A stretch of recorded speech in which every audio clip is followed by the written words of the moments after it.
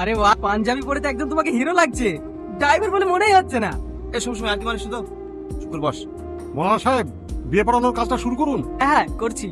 পণ্ডিতপুর নিবাসী মৃত জাহাঙ্গীর শেখের পুত্র টনি শেখ 10,001 টাকা দিনমোহরের পরিবর্তে তোমাকে বিয়ে করতে রাজি হয়েছে। তুমি কি রাজি আছো? বলো মা কবুল। বন্ধ করো এই বিয়ে, এই বিয়ে হবে না।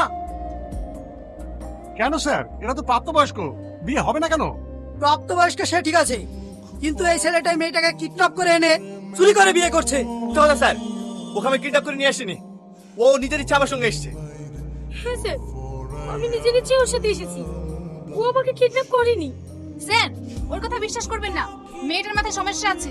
না স্যার, আমার মাথায় কোনো সমস্যা নেই। ও আমাকে দিয়ে নোংরা কাজ করাতে চেয়েছিল, তাই আমি হোটেল থেকে পালিয়ে এসেছি। এই, হোটেলে থালা বাসন মাঝে কেটে নোংরা কাজ বলছিস? তো চাচাকে মাসে মাসে টাকা পাঠাতে হয়, এইটুকু নোংরা কাজ তো করতেই হবে। চ।